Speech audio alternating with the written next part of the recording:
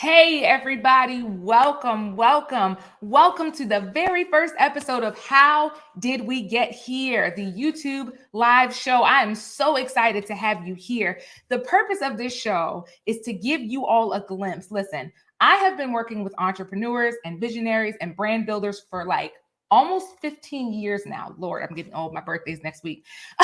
And so, what I wanted to do was create a space to bring folks together to talk about their stories, to talk about their journeys, and hopefully inspire somebody to take a step and to give somebody else who's already on the path that encouragement to keep going. So listen, I wanted to set up this show in a way that would not only give you access to people that I've worked with personally, but also to kind of, again, just encourage you. So I'm creating a segment in the beginning here called the Weekly Nugget, right? If you like the name, let me know in the comments. And to be fair, just as a disclaimer, feel free, comment, ask questions. Like as things are going on, we definitely want to hear from you. And my guest and I, that I cannot wait to tell you about, will absolutely be willing to answer your questions and give you more insight. We are here to be open. So this is my weekly nugget this week.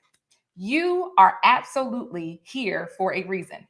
Okay, bottom line. And to be fair, probably I'm going to give you this nugget more than one time over the course of the weeks, but you are absolutely here for a reason. There's something that only you can do. There's something only you can say. There's some path that only you were meant and intended to take. And the goal of everything in life is to find out what that is, get on that path, and take this journey. And I guess the reason that that's the weekly nugget this week, the first week of this show, is because that's basically why we're here. That's why we're doing this show. We're talking to people that have found a way to get on their path. And to be fair, like these folks were not always on the path, right? Like they have come from a variety of different places. So that leads me right into talking about my first guest ever on How Did We Get Here, the show. This first guest, her name is Jasmine Lee, aka Jazz the CEO. Y'all just call her Jazz the CEO when you see her out in the street. Jasmine Lee is absolutely a security industry veteran. Yes, I am reading it. Don't judge. A security industry veteran. She's got more than a decade of experience. She has all kinds of military folks inside of her family. She's done everything under the sun, y'all. And I cannot wait for her to tell you more about her journey, more about what she's done. I can tell you for certain, for sure, that her motto in this life is to help people and to encourage them to always protect themselves. So always protect yourself. So we're going to show you one more video. And then after that, we're going to come up and Jasmine Lee and I are going to have this conversation and get into all the good stuff. See you in a minute. Finally are honest with yourself, like that's not my path. That's not what's for me. Okay, but then what is for you? You're human, you are living, you are breathing, you deserve to live a life you absolutely love. You must believe you are here for a reason. That purpose thing, that sucker sits on the inside of us just waiting for an opportunity to scream out. So now what? What's my next step?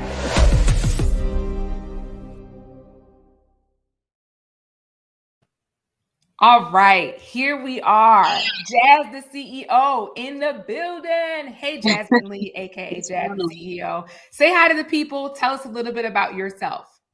Oh, okay. Let's get right into it, huh? Oh, absolutely. Hi to the people. Yes, call me Jazz the CEO. Don't walk up on me calling me Jasmine. So let's see. I don't know. I'm a security industry professional. Recently, I'm an author.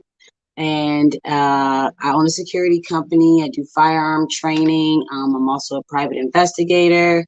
A little bit of everything inside that industry. And I don't know, like I do anything that I can to learn the ins and outs of how to teach somebody how to protect themselves and how to protect myself in all areas. And I've been doing that for a long time, about 15 years now. I started out as a mall cop, and then I was a federal officer, and now I'm kind of doing my own thing, and this is the best position I've been in. So I mean, yeah, to sum it up, that's all that I do. It's always about security. It's always about firearms, as you can see. And you know, that's my thing. My thing is protection. And I love that. I love that. And I see the comments are rolling in. People are engaging. Y'all keep engaging in that chat. If you have questions as we go through, make sure you ask them. We are here to talk with you, to inspire you, to give us some insight. So let's talk about this. You've been doing some form of security or protection in some way for the last 15 years. But most recently, you started. And so to be fair, we could start right here. Most recently, you've air quotes started AfterHourz Security company. But what was AfterHourz originally? Oh, okay. You got the good questions. Okay. So AfterHourz originally was an after-hours lounge. It was in the back of Security Mall. We had 2 spaces, knocked down the walls in between the 2 spaces, and we were basically after the club spot from 12 a.m. to 5 a.m. That was our thing. We had live performances, live music, bands, DJs. We did birthday parties. We did a whole bunch of things. We were basically, once the club ends at 2, I'm from New York, so everything always ends at 5. I didn't really understand that concept when I moved here, so I decided to bring that back and make something that was open. And then kind of after me, a whole bunch of hookah lounges started doing the same thing, and they were open to 5, but they didn't go as extensive. Like, we were having red carpet events after hours, and we were having live performances and bands. So, we had celebrities come, so we definitely stood out. But that's what it was at first. We did our own security. We ran our own bar. We supplied our own everything. And so that's why it becoming a security company wasn't as far-fetched as far as the name, because we supplied all of our security anyway. So it was always a part of the business. And, so that's kind of what it was before. People don't know that. A lot of people don't know that. And then some people are like, I've heard of AfterHourz before. And then I'm like, yeah. But that I feel like that's why this is a good place to start. I love that. I love that even what your business pivoted and morphed into, you could see like the trail of literally how we got here. Like, how did we get here? It started as a club that I know the stories. I know you were literally providing your own security by providing yourself as security in the beginning. So it's almost like your purpose work was really speaking to you, even then, like even before you got to this place. So what made you pivot from the AfterHourz night spot? We can talk about everything in between in a minute, but like, what made you pivot out of that at all? Like, just what made you decide to get out of that? That technically wasn't a pivot. That was, I didn't own the building. So the person who owned the building started to hear about my success in that building, and they decided that they wanted to hike the price about $3,000 above what it was. And I was like, I might as well buy my own building. If I'm going to spend that amount of money, if I'm going to invest that amount of money. Now, mind you, I go all in. So we already did floors, air conditioning systems, mirrors, furniture. We already did all of that in those spaces that I didn't own. And I have definitely learned my lesson about that. But when he decided to take that rent up high, I was just like, it's not worth it. It's not really what I want to do. And I still had a federal job at the time. So this was actually part-time. So I wasn't, fully all in. It was definitely successful, but I was like, I'm not paying this much money for this. This is ridiculous. So that's why that ended. But I couldn't really end AfterHourz, because being with people, doing security or, providing entertainment, all that stuff, that's still my passion. I mean, even with my security company, I still do charity events, and I still do. So I still do that. But it was like, I'm not going to let somebody take advantage of me, because then I'll be doing the opposite of what I'm telling everybody else to do. I'm not protecting myself. Right. So that's why that ended like that. So I love that. So I hear a few things in that, like, always protect yourself with something that came up outside of, so full disclosure, Jasmine took my course. Jasmine and I have been working together for years, right? So all of this brand clarity, as you'll find out, has come as a direct result of some of that work and her own personal work. But so what I hear is, even tracking back, that always protect yourself was always present, always just like right under the surface, but in a lot of ways it was always present. So I would like, I want to take a pause for the cause here because you mentioned having a federal job. I really want to pull up one of these pictures. So one thing that we're doing, that's perfect. We've got a good throwback here. This is Jazz, the CEO, still, no matter what, this is Jazz, the CEO. So Jazz, the CEO, give us a little insight into what that picture. Ooh, look at that hair. Look at that. That's a whole nother person. Look right? At the hair. Goodness gracious. Yeah, so that was me. Working these regular hours, going in every day. And I mean, it was a great job, great benefits when we're talking about what's on paper. But I absolutely wasn't fulfilled, even in the protection part of my life, because it was like it was a very like no action having kind of job. And so I started the after hours because I wanted something else. I needed something more. I needed something extra. And I felt like I wasn't giving to the world. I mean, I didn't know these terms at that time. Let's be clear about that. Like I probably sound really smart right now, but that's because I took the class. But I didn't know that at the time. I just knew something was missing. And I knew I was going to work every day and I wasn't feeling fulfilled. And that's how AfterHourz the brand came about. But that was me trying to do what my dad did, trying to do what my father's a police officer. He's been in the Marine Corps and police officer my whole life, those two things. And so that's what I saw. I saw that that's what you do. You get one of those jobs that got good benefits, 401k, health insurance, and that's that. And you don't necessarily have to be happy. You just have to make sure your bills are paid. So that's the life I was living. And, it wasn't enough, though. Absolutely wasn't enough. You just said so much that I promise you, we could write a whole book just on what you just said just now. So I have like 2 or 3 things, and this is fantastic. But how did you know? You didn't have all those terms. Got it. You didn't know that misery becomes a sneaky habit, right? So you learned that later. So how did you know that you needed to do something else? All right, so I'm gonna try to not make this a long answer. You're done. But I have rheumatoid arthritis, and I learned very early that things can change very quickly. I woke up one day, I got out of bed to go to school, and I fell on my face, and that was at 14. So at 14, I knew that if you're not happy, you don't have time to sit there. So that picture is one thing, but I didn't stay unhappy very long.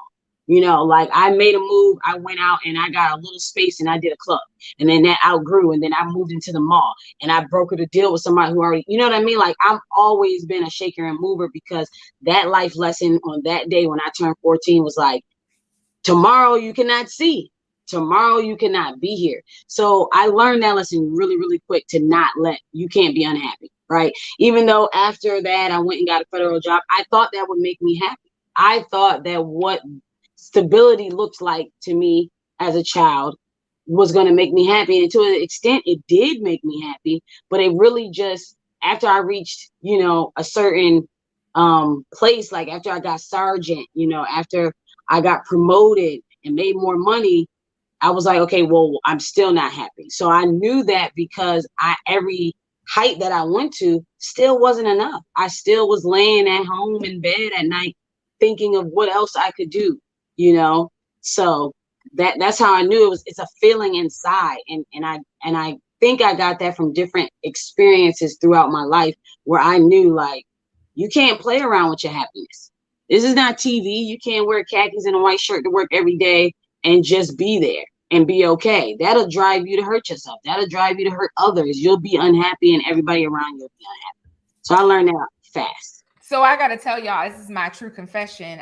The producers told me that I'm not allowed to talk while Jasmine's talking. So this pain that you see in my face trying to hold my comments, that's real writhing, because this is so good. Monet is in the comments saying this is so good. It is so good, because the bottom line is, and it's not even, let's take happiness out of the picture, right? Let's just remove happiness. Being miserable day after day after day after day and calling it normal, that's not a thing. That's not real. That's not the way that we live these fully fulfilled like lives. And I think, to kind of your point, people are pre-prescribed. Well, my dad did. Well, my mom did. Well, so-and-so that I admire did, whatever it is. That's right. So they did all these things. And so now I think I'm following a path that was already set out for me. Right. You know, and even in my own story, right? Like I have a whole electrical engineering degree, a whole one. It's sitting in there somewhere, I'm sure. Dusty as I don't know what, right? But how did I even get on that path?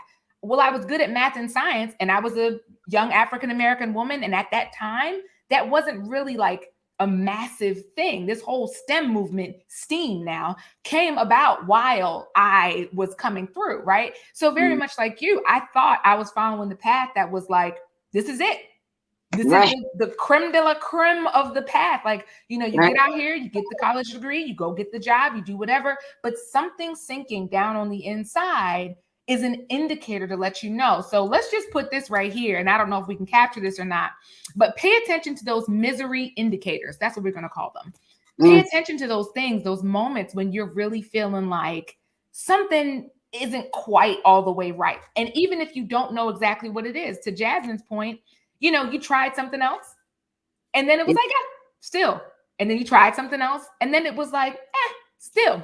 Right. So I want to go down your timeline just a little bit more to closer to the time where we met. Okay. So at the time we met in the year, what is it, 2017? What year is it? I think it was 2018, 2017 or 18. Yeah. So that, so around that time, I'm gonna let you tell it. What were you doing? You know, I think this was a setup, but it's okay. It's your show. I'll let you have that. So, okay, I had already left the federal job, and I also did not any longer have the club. And I was at this time, bear with me, I was providing hookah for most of the Baltimore City clubs. Providing hookah, like I took all the hookah stuff out of my club and I was driving in my Jaguar XF club to club with hookahs and little portable stoves, and I was providing hookah. I was DJing. I was doing videography and photography. I was also doing security because I can't let the guns go, so that was always there. And what else was I doing? Throwing parties. Oh, and I opened up a podcast and recording studio. And I started a nonprofit for kids to learn those things that I was doing. I think that's it. When I met Jazz the CEO, because to be fair. Oh, and I had a TV show. And I had a TV show on ABC too. I forgot that too. Okay, so that's it. When I met Jazz the CEO was doing all of these things. Yeah. All of these things. And so what is that? That was that effort for you to find what was next. You had your hands in everything. And it, you know what my thing is, you don't have to do one thing, but everything that you are doing does need to make sense inside your own brain so that you don't burn yourself out, right? So I want to, would it be fair, because we have another picture that I'm going to get to in a second. Well, you sent them. I did. Would it be fair to say that at that time, even though you were doing everything you thought you had an interest in doing, you still weren't quite feeling fulfilled, feeling fully present in life, feeling like focused? And how would you describe that? How would you describe that? Oh, I don't know how I would describe that. Tired is how I would describe that. Because as you can imagine, all those things take a lot of time. And I mean, if I was shooting somebody's music video and editing their podcast and editing my own show as well, because I had a show and I had a volunteer crew, but I was doing the editing, I was doing the producing, the writing of the show, the booking of the guests, the booking of the venues. So there was a lot that I was doing, and all I can think of for that time period was tired. And just like you said about the burnout, and then it happened. And that's what I sent you that picture. Like, I hate that picture, but that is what I look like in a burnout situation. So give us that picture. There we are. And I know. And so first, let's start with the hair. No, I'm just kidding. Okay. But the reason why we even show these moments is because we're talking about the path to here. Right. We're talking about the journey to here. Like, how did we in fact get where we are? And it's not pretty all the time. And you have to have these moments. And I think quite frequently people feel like, man, Jazz CEO out here killing it. Y'all see Jazz, y'all see Jazz. And I'm like, I just experienced that. I just visited my hometown this weekend, Buffalo, New York, and people say the craziest things to me. And I'm like, no, that's not how life is. And it did not happen that fast. And what? Like, you would think I'm riding around in a Rolls Royce the way people talk to me sometimes. And I'm like, this is hard work every single day. I work more than I did when I did have a job. The difference is I'm fulfilled. So it's not the same time. It's not the same kind of stress. It's not the same kind of tiredness. And I mean, you get tired and you do get stressed, but then you be like, I love this. Like, it's just different. It's definitely different. You can be really, really frustrated. And then you think about me in that picture and me in the other picture and be like, I'd rather be here stressed out, boo. So, I mean, I know I do. So, that's real. That's real. So I want to leave space for questions, and I want to leave space for some other stuff, but talk to me about, we've talked about like the journey. We've talked about the air quote struggle bus, so to speak. What was your aha moment to give you the clarity that you have? I'm sure there was more than one. Yeah, definitely more than one. I could just go from that picture, the last one. The aha moment was I lost everything. People, things, houses, business, relationships. I lost everything in that photo, basically. Like, now the photo's in Atlantic City and I was having a great time, but I was also in pain. I got sick, I lost my dream car. I lost my studio, which in turn stopped my kids give back program, which in turn, it just, one loss spiraled into another loss, because I was doing so many things and I didn't actually have a foundation. Everything was up in the air. So when I got sick, there was nothing to fall back on, like absolutely nothing to fall back on. Because some of the businesses were making money. Some of the businesses were working. Some of the business was sustainable. But as soon as I stopped, everything stopped because I didn't grow them properly. I didn't have any employees. I didn't have any help. So I mean, that was the aha moment, that I didn't really put a foundation down during those times. So I'm hustling, but I'm hustling backwards. Right. Hustling, but hustling backwards. So listen, crying is allowed in my show. And not crying on your show. Okay, that's cool, but I might, right? Because I empathize. Like, I can feel those feelings, right? Like, I have 100% had car taken, broke. I had a situation a long time ago where I had one client. Like, my first business was a graphic design company, and I had one client, and I lost that one client. Right. 85% of my money. Right. I went down. Okay. Like, it was rough. And don't get it twisted. Like, if you're not thinking about getting a full-time job, every other day of the first 5 years of your entrepreneurial journey, you're not doing something right. You're not taking big enough risks if you're not considering it. I think that's just kind of part of it. And I guess I love that that's the first aha moment. I really want to get into what was the moment that was like, I get it now. I get it. I know kind of how to pull this all together. What was that?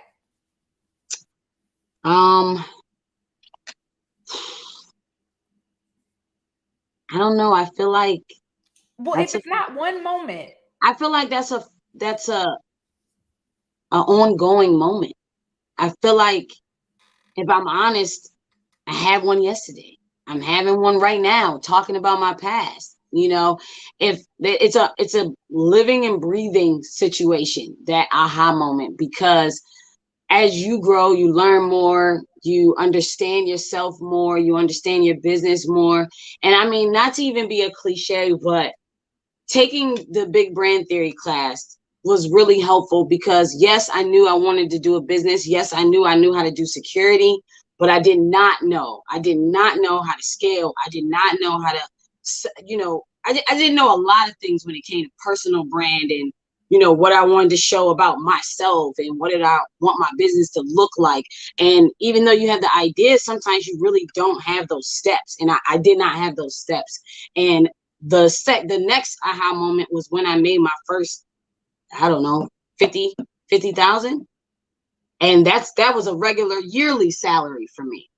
And I was coming from crying when the delivery man came, and I didn't calculate the fact that I had to have, I mean, that's a real story, right? And I don't think I've ever told anybody that story, but you go from crying when the delivery man come because you didn't go grocery shopping, and you had this $7, but now, with delivery and tip, it goes up. Now you crying because you don't have anything, to being like, I'm going to buy everybody food. you know let me go do this, like I only want to shop here now, or you know what I mean. And that happened like overnight, one opportunity, and it grew. And then now I'm making what I made in a year in 3 weeks or 2 weeks. And that was another aha moment, like, okay, this is what it is, this is where I'm supposed to be, this is what I'm supposed to grow in. I don't want to do nothing else. People, before, when I first started, people were asking me to do videos still. People were asking me, and I took so much pleasure in saying no that now I can't stop saying no. I say no by accident sometimes because it feels so good, So that was the big aha moment, was like, but once again, just like at 14, things can change so fast. Yeah. So. And I want to be clear, like, for everybody that's watching, my girl, that's Monet's in the comments saying, Lord, Shauna, I'm crying too, child. It's a lot. Oh. And I was, honey, I was there. Woo, child. But that's why I wanted to expose you all. You in particular have had one of the most amazing journeys that I have been privileged to be a part of. I am honored to have been involved in where you've come from through these steps into where you are now. So here's my disclaimer though. My core principle in life is anything that you're doing solely for the purpose of making money, stop it. I am not a money first kind of a coach or teacher or consultant or anything.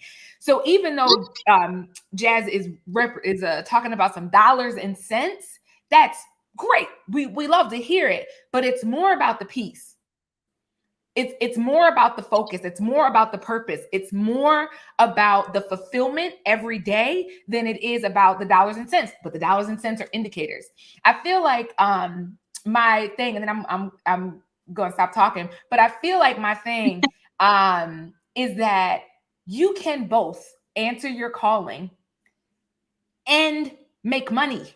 Those two things are not mutually exclusive ideas. I think that's what big brand theory kind of brings together for you. You can say what's most important to you and also make money from saying what's most important to you at the same time. So I am so grateful for your vulnerability and like where you are in this whole process. Do you have anything else that you want to say? Because otherwise I'm gonna see if the people have some questions. The dollar and cents thing. I didn't make any money till I decided not to worry about the money. When I was worried about the money, nothing was coming. When I was worried about the money, I wasn't getting called for security gigs as just an employee. I wasn't even getting called as an employee. When I was worried about the money, it just wasn't happening. And the money came when I saw the whole Black Lives Matter situation unfold. And now I'm small. I'm not a picketer. I'm not about to hold a sign. I'm not going to march. I don't like people around me, so I wasn't doing that. But I had to figure out what my part was going to be in that. And my part in that was, okay, if this is where we're going, this is where we're going as a country, this is where we're going as a people. Okay, let me do my part by teaching you how to actually do this. Let me teach you how to protect yourself in all of these different situations that you're worried about. And that's where the firearm training came from. I wasn't always a firearm trainer. I never wanted to be a firearm trainer, but it was so fulfilling to watch people go, I was so scared, Jasmine, but you helped me fight my fear. It was so fulfilling to be like, man, I never knew this, and now I know this, and I can teach my kids this. And can I bring my whole family back? I've had classes where it was nothing but 15 members of a one family. So once I started doing that, I wasn't even counting. Then it was time to do taxes. And I was like, oh my goodness, Lord, you are worthy. You know what I mean? Like, so if you're not paying attention to it, if that's not your focus, it's gonna come. And then that's it. Whoo, child. The way my cup runneth over from this conversation, like I cannot even breathe. And I feel like we could sit here and talk all day, and we probably gonna stay just a little while longer. This show, it's, you know, they said in the beginning, Shauna, it's your show. You can set the rules. So that means I don't have to hang up if I'm not ready, which is great. So I love that. I love that you contextualize that. There are a lot of things that you are doing, and I want to give you some time, like enough time at the end to talk about all of them, because you just brought up something else, and I'm hoping that we can talk to people about get comfortable and on top of all of that, just in that same thing. So I'm just kind of running through some of the comments. So Brian had a question that was, what do most people misunderstand or incorrectly assume about private security? There you go. Or protection work. Oh, that's a good question. Let's say on the employee side, most women think they can't do executive protection. That's on the employee side. Most women think that bodyguarding and executive protection is a man's job, and there's no room for us. Sometimes I get hired just because I'm a woman. Sometimes that is the niche right there. Being a woman is a niche in itself in the security industry. And then I think that people equate security to what they see in the mall or what they see in the grocery store. And no offense to anybody doing that. But there are so many levels and lanes and titles in this industry, and you have a plethora of opportunities to make money in this industry, to grow in this industry. And I think a lot of people just go, oh, that security guy just sits there all day.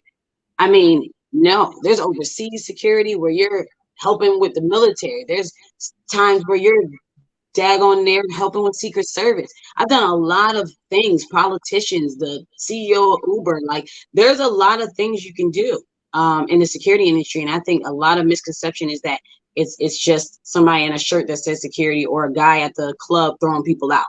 And it's just way more in depth than that. That's a really good point and answer. And so of course, I'm tracking the thread. And just let me say this for the people that are watching. If you have questions about your brand, finding your voice, authenticity, if you want to ask Jazz how to, shoot a gun, she's not going to tell you now, but she will train you later. Whatever that is, you can drop them in the comments. I'm going to leave that part open for just another minute, but I want to pull this thread real quick. You're talking about all these things and ideas, and it's crazy because I have full knowledge of your brand to watch how you've turned those ideas into ways that people can engage with you, right? So even with these are all my shameless plugs for you. So even with the idea that only men can, you've really taken this stance you made a shirt that says there's no such thing as a girl gun. I should have put up a picture of that. We'll put it somewhere in the comments or something. I don't know. We'll figure it out. But there's a shirt that says there's no such thing as a girl gun because of that misconception.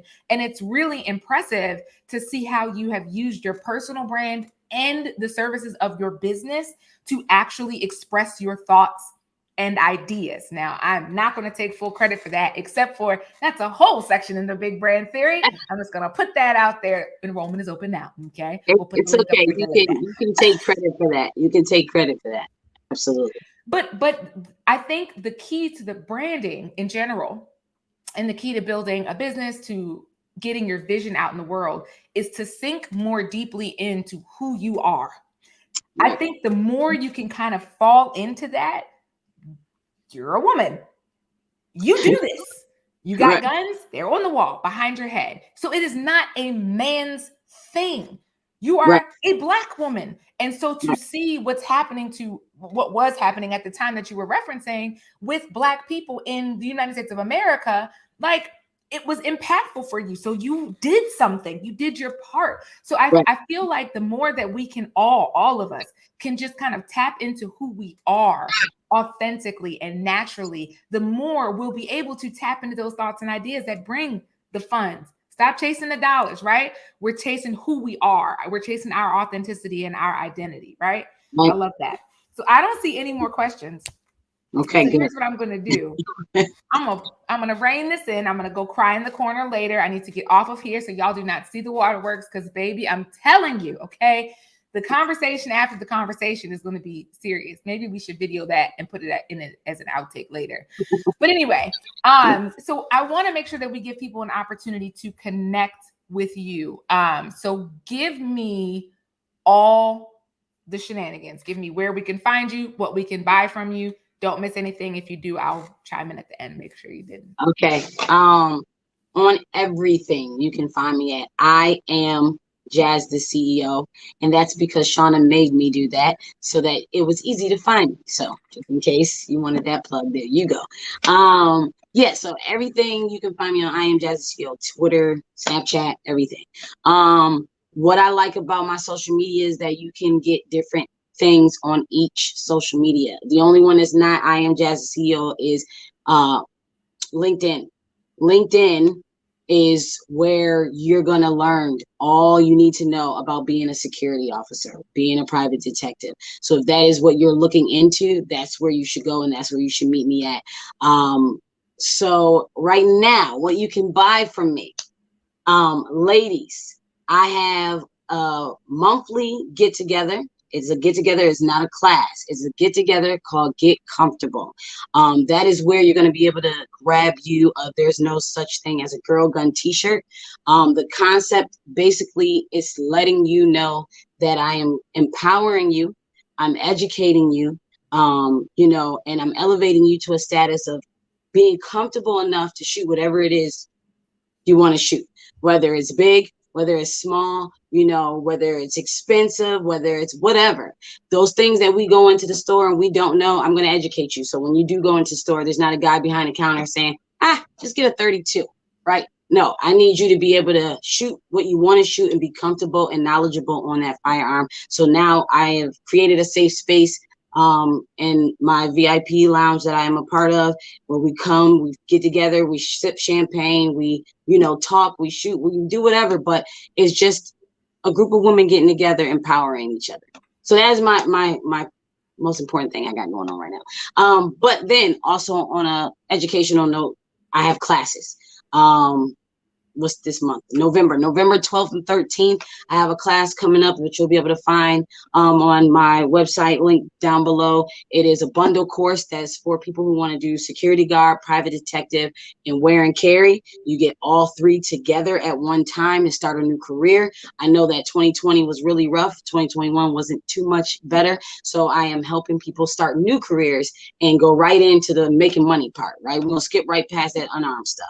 So I got that going on. And then my book, I wrote a book on de-escalation and tactics, techniques, and tips. So it's from 0 to 35. And right now, like, that book has transcended through industries. It is written in the format towards a security officer, a law enforcement professional, but I've had bartenders and barbers and mothers buy this book and say, I've used these things in my own house. I've used these things as a gun owner. So that book you can find on that same link, that same Linktree website. That's on there as well. I think that's it. Oh, where'd y'all get that from? I think that's me traveling around the world with my book. Okay. So yeah, that's where you can find me on everything. That is what I have right now that you can purchase from me. We have classes, we have books, we have meetup, fun kind of things. So that's it. Did I forget anything? I don't think I forgot anything. What did I forget? No, you didn't forget anything. That's Sammy, y'all. I'm sure between this, by the time this show is ending, you'll see them both. They don't let me be great, is what it is. Monet. He just, he wouldn't let me be great. He's like, I want to be in the set. You gotta be authentic, and you ain't authentic if your cats don't show up. Right. That's great. So somebody, Penny in the comments said she needs the de-escalation book for her kids. Somebody that will work. Does that Thanksgiving. I got a text on Thanksgiving that somebody said, I just used this on my brother and my son. I was like, okay, I'm not coming to your house, but thank you for telling me that it works. That's great. So y'all follow Jazz, the CEO, follow along with the rest of this journey as it continues to progress, because it is a daily process of self-discovery and reconnecting with authenticity. Thank you, Sammy, for your cameo. And make sure you go to that link tree. Can we get that link up one more time? Perfect. Go there. Get on this link. You will find everything you need. Go there. Go to the link. Go now. And buy a copy of the book. If you're local to the Baltimore area, definitely get a ticket for Get Comfortable. I've been. It's so much fun. So much fun. We have a little range time. And then after the range time, there's, a little celebration, and it's fun. We get to, do all kinds of things. So definitely get your ticket for that. I have the biggest thank you to you for being here, for your vulnerability, for your accessibility. Yes, you. And for your continued persistence. You have no idea how much what you're doing just by being yourself is inspiring somebody else to take a step. This playback is going to be full of people saying right at this moment, I'm taking my step. I'm taking my step. So even if you're here right now in the comments right there, say, I'm taking my step. If something about this conversation has inspired you to do just that, to take a step, I'm taking my step. Like, let's just have that be the framework for the week, right? Like, you don't have to solve it in a week. You don't have to solve it in a day. You don't have to solve it in a month. You really don't have to solve it in a year. But if you approach every week with, I'm taking my step, then the further along you go, then you're talking about how do we get here to the next place, and we're tracking the journey. So thank you, Jazz, the CEO. I'm trying not to say your government. I said it a lot in the beginning. Too late. Yeah, it's too late. Right. I'm sorry. On brand. Let me be on brand. Thank you, Jazz, the CEO, for joining me here. I really appreciate you. And I'm looking forward to all the things that are to come out of you. You're welcome. And thank you for having me. Absolutely. So I just wanted to give you all a little bit more info. I really hope that you all enjoyed that conversation. Penny is saying, great conversation. Thank you, Penny, for being here. Monet, thank you for being here. Jewel Guy. Jewel, you're up next, right? I'm sending you an email today, okay? And Brian Olds for being here. Thank you all so much for being here and for your support. I wanted to give you a couple of things. First, make sure you share this. If you're watching on YouTube or on Facebook, make sure you share this with somebody that you want to inspire to take their step. Whatever the step is, this is not a big pressure thing. What you can know from this first conversation of the 6 that we'll have in this first season is that it's not one day. It's the combination of all the days together that make the impact and make the difference, right? So make sure you share this first and foremost. I want to make sure you know how to follow up with me. A lot of you are already watching on my social media platforms, but just in case you share it with people that aren't following me already, you can follow me on all social media platforms at the Shauna K. And I would love for you all to connect with me on my website, theshaunak.com. You can sign up for my email list there. I am sending out things to people all the time, and the producers are going to get me for this. But here's the thing. I just also started a Facebook online community called Big Brand Theory, as very much you'll hear about that throughout the course of these weeks. So it's an online course, but the Facebook community, we're just kicking around ideas. I'm putting out some challenges. I'm giving some insight into how to get ideas out of your head. This is for all of my visionary people that are feeling like you have something to say, but you're not exactly sure how to say it, when to say it, or how to get it out. So definitely make sure you take a look out for that group. If you're on my Facebook, scroll back a couple posts, it's down there, and then you'll be able to do it. I think I covered everything. Let's hope I did. I said share it. I said all the stuff. Thank you so much. Thank you so much. Producers are fantastic people, okay? Gotta let y'all know. But I'm really grateful to you all for joining me today, and thank you for that. You can get everything about me from that link right here. I highly believe in Linktree. If you've ever worked with me, you have one now. So you can get everything about me right here on Linktree. You can see my brand video. You can see my book is coming out this month. We pray, the praying people, pray for the book, okay? The book is coming out this month, and that is also Big Brand Theory. I'm talking about connecting with your authenticity and using your voice to make a living, okay? So I really appreciate you all. I'm looking forward to the next conversation, and it's every other week. So we'll see you in 2 weeks. Thank you all so much for being here.